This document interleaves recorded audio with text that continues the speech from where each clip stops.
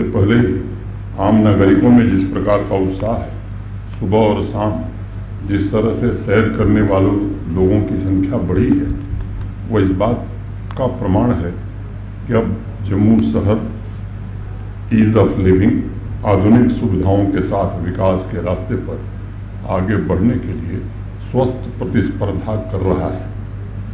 मैं इस बदलाव का श्रेय अपने प्रशासन के साथियों के साथ साथ जम्मू के नागरिकों को विशेष रूप से देना चाहता हूं, जिनका सहयोग मिला है, और उनको भी मैं बधाई देना चाहता हूं जो काम अटकाते रहते हैं। उससे हमें प्रेरणा मिलती है, ताकत मिलती है कि इन लोगों से कैसे निपटना है।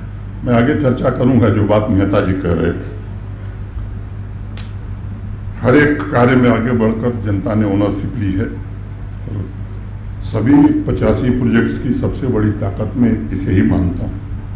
अभी 39 प्रोजेक्ट्स पर काम चल रहा है, जिसमें garbage transfer station, canal road से तालाब टिल्लो का कंप्लीट स्ट्रीट डेवलपमेंट, बाऊ फोर्ट के अप्रोच रोड का ब्यूटिफिकेशन जैसे अनेक प्रोजेक्ट शामिल हैं, जो शहर के वेस्ट मैनेजमेंट के अलावा जम्मू को विकास का केंद्र बनाने में भी मदद करेंगे। जन भागीदारी की भावना से सहभागी प्रशासन के रूप में एकजुट होकर इन प्रोजेक्ट्स को हम पूरा करना चाहते हैं। परमानंद अलमस्त का नाम आप में से अनेक लोगों ने सुना होगा। वो डोगरी में कहते थे कि सुर्गनी जान हुंदा पित्तल खड़काई के, यानी चिमटे बजाकर स्वर्ग नहीं मिलता, उसके लिए त्याग और साधना का मार्ग अपनाना होता है। तो ये चिमटे बजाने वाले लोग हर जगह हैं, रहेंगे ही, उनकी चिंता करने की जरूरत नहीं है। विकास के इस कार्य में सभी नागरिकों को निरंतर अपना योगदान देना चाहिए, ताकि जम्मू के बुनियादी ढांचे को आधुनिक बनाने का जो संकल्प लिया गया है उसे साकार किया जा सके। साथियों, शहर की आधुनिक सुविधाएं समाज के सभी वर्ग की आकांक्षाओं का प्रतिनिधित्व करती हैं। इसलिए शहर के विकास से संबंधित कार्यों में शहरवासियों को ही निर्णय लेना होगा और व्यवस्था सस्टेनेबल हो, इसके लिए जतन भी करना होगा।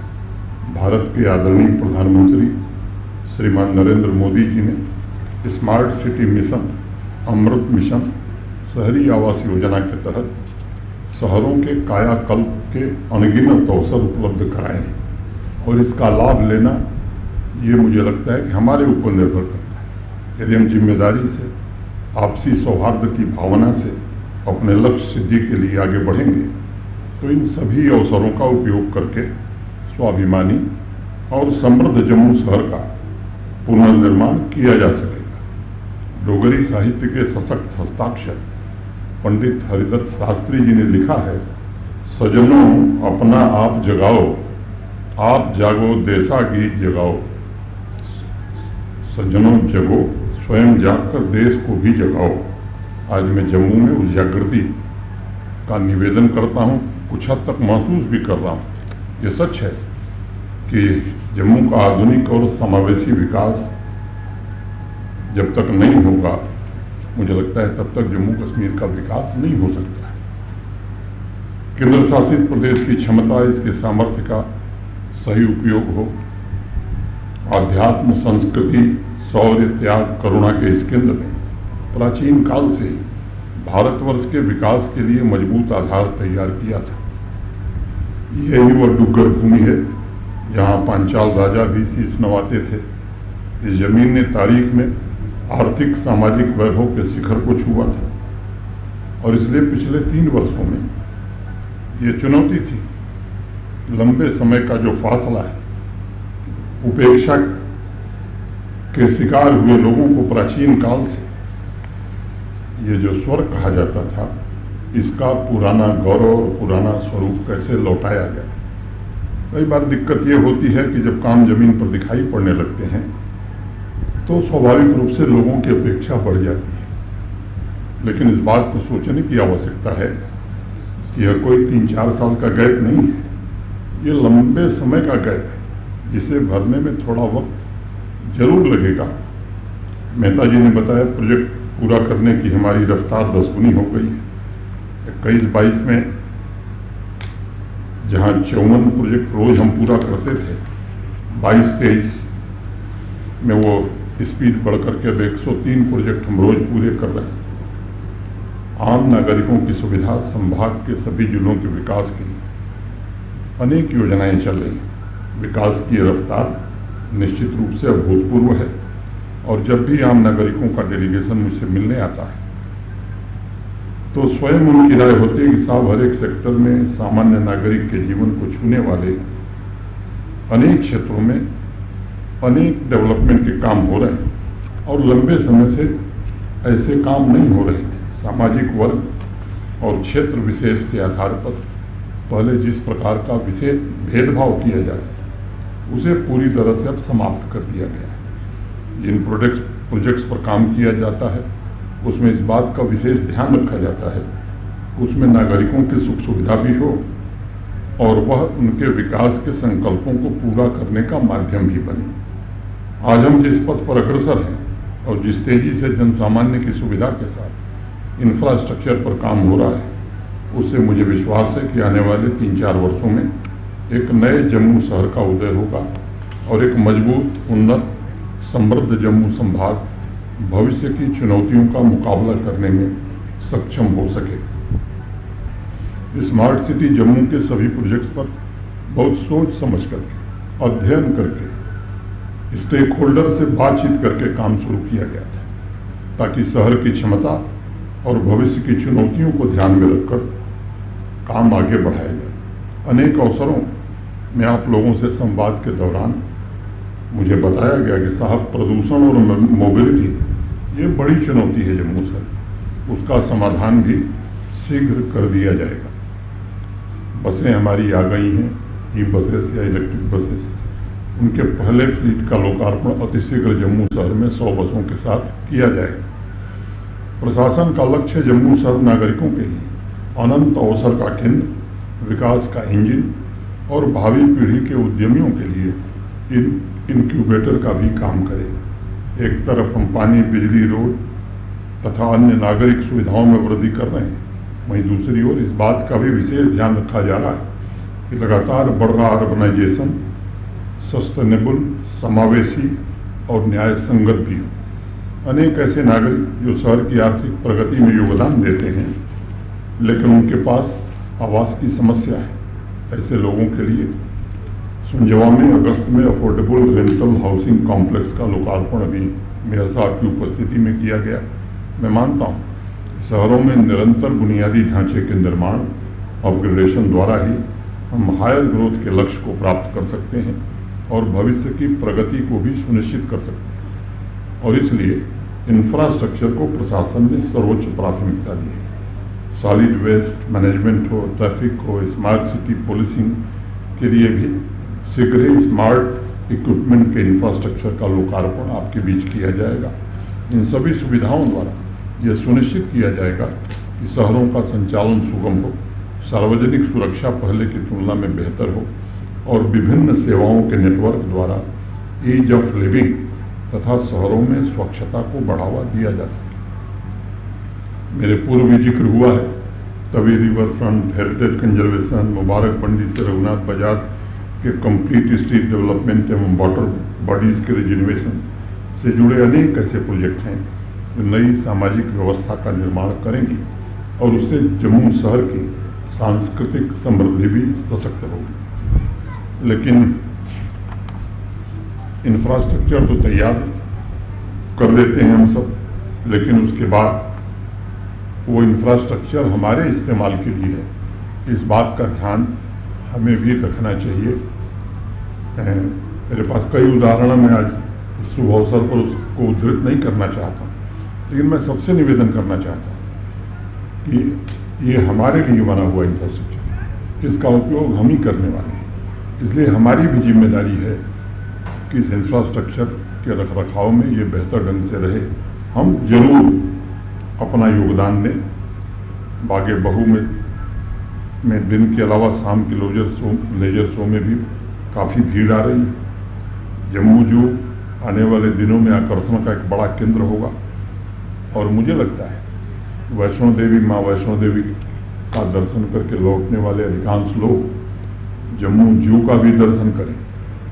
दक्षिण भारत के लोग तो अब तिरुपति बालाजी के मंदिर में आने लगे हैं। लगभग 6,000-7,000 प्रतिदिन भक्त वहाँ आ रहे हैं और शनिवार रविवार को संख्या 9,000-10,000 पहुँच जा रही है। स्वाभाविक रूप से इसके कारण जम्मू की अर्थव्यवस्था भी मजबूत होगी और रोजगार के अवसर भी बढ़ेंगे। मस्ट विजिट जू, ऐसी व्यवस्था आने वाले समय में प्रशासन करना चाहता है। साथियों, ये सच्चाई है कि दुनिया का कोई भी शहर जब व्यवस्थित होता है तब कला, संगीत, नृत्य, साहित्य की समृद्ध विरासत को भी नया जीवन मिलता है। क्योंकि मैं मानता हूँ कि संस्कृति की जड़ें समाज में ही होती हैं। स्मार्ट सिटी जम्मू के अनेक ऐसे प्रोजेक्ट्स हैं जो यहाँ की स्थानीय कलाओं, पुरानी परंपराओं के विकास, उनके प्रचार प्रसार का अवसर प्रदान करेंगे। सार्वजनिक परामर्श से तथा सहभागी प्रशासन द्वारा इनका प्रचार प्रसार एवं उपयोग करने पर विशेष ध्यान दिया जाए, इसकी व्यवस्था भी सुनिश्चित कराई जा रही है। आज हम एक ऐसे समय में जी रहे हैं जो परिवर्तन और अवसर का युग है। हर एक नागरिक के लिए आज संभावनाओं का व्यापक क्षितिज मौजूद है। ये सभी नागरिकों का भी दायित्व है कि जम्मू की पुरातन ख्याति को पुनः प्रतिष्ठित करने तथा प्रशासन के साथ कंधे से कंधा मिलाकर शहरी कायाकल्प द्वारा लोगों की क्वालिटी ऑफ लाइफ और शहर के आर्थिक विकास को सुनिश्चित करें, इसमें हमारी मदद करें। साथियों, जहां जम्मू की चर्चा हो वहां कोई भी कार्यक्रम मुझे लगता है श्रीमती पद्मा सचदेव को श्रद्धांजलि के बिना पूरी नहीं हो सकती। अपनी कविता के माध्यम से पद्मा जी ने कहा था, वह जहां भी गई जम्मू हमेशा उनके मन में के भीतर जीवित था। उनकी एक डोगरी कविता की एक लाइन है, निकड़े फंगड़ू उच्ची उड़ान, जाइए थमना किया समान। अर्थात पंख छोटे हैं, उड़ान ऊंची है, आसमान कैसे छुआ जाए। हमें एकता की ताकत से विकसित भारत के लक्ष्य को लेकर पूरी शक्ति, साहस और धैर्य के साथ एकजुट होकर के काम करना होगा। हमें मन की संकीर्णता को समाप्त करके जम्मू कश्मीर के कल्याण और देश के कल्याण के लिए स्वयं आगे आना होगा। तभी हमारी जो छोटी उड़ान है वो ऊंची हो सकती है। पीछे मेयर साहब ने मुझसे कहा कि साहब ओल्ड एज पेंशन और विडो पेंशन की बड़ी समस्या है। उसकी गहराई में हम सब गए और आज मुझे बताते हुए प्रसन्नता है कि जो एलिजिबल है लगभग सबके पेंशन का इंतजाम कर दिया गया। कोई पेंडेंसी जम्मू शहर में नहीं रह गई। अब जो एलिजिबल नहीं, अपने को खुद वो भी चाहते हैं कि हमारा हमको भी पेंशन मिले, तो ऐसी व्यवस्था अब यहाँ नहीं है। जो एलिजिबल नहीं उसे नहीं मिल सकता। अगर कोई बचा खुचा हो तो मैं सार्वजनिक मंच से कहना चाहता हूँ, वो डीसी जम्मू के दफ्तर में जाए, 24 घंटे में उसकी पेंशन स्वीकृत हो जाएगी, 48 घंटे नहीं लगेंगे। तो ये इस तरह की व्यवस्था बनाने की कोशिश की गई है और मैं प्रशासन के अपने सभी सहयोगियों का आभारी।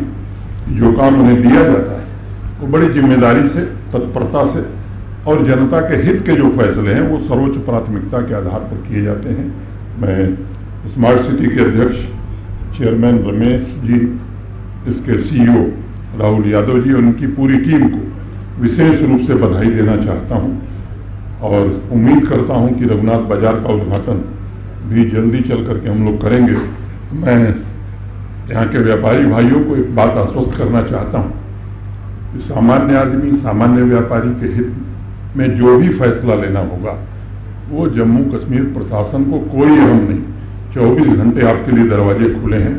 आपका कोई भी जायज़ काम होगा, मैं आपको भरोसा देता हूँ कि वो काम निश्चित रूप से होगा।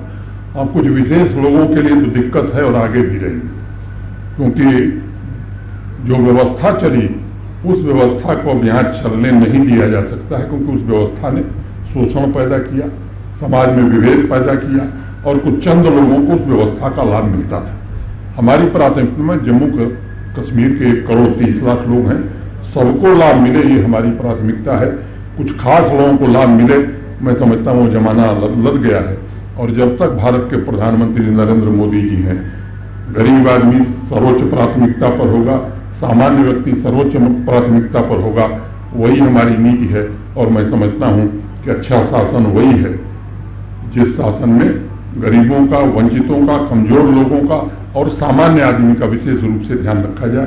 तो मैं आप सबको एक विनम्रतापूर्वक के बात कहना चाहता हूँ कि आपको जब भी कोई लगता है जम्मू शहर की कोई विशेष समस्या है, आपका स्वागत है, जरूर बताइए और पूरी ईमानदारी से हम सब कोशिश करेंगे कि आपकी समस्याओं का समाधान हो। आने वाले समय में जो प्रोजेक्ट पूरे होंगे उससे जम्मू शहर जरूर स्मार्ट सिटी बनेगा, लेकिन स्मार्ट सिटी तभी रह सकता है जब वहाँ के नागरिक भी स्मार्ट बने। अब शहर स्मार्ट हो गया, स्मार्ट सिटी प्रोजेक्ट ने बना दिया और नागरिक अगर स्मार्ट नहीं होंगे तो मुझे लगता है कि लंबे समय तक वो नहीं चल सकता है।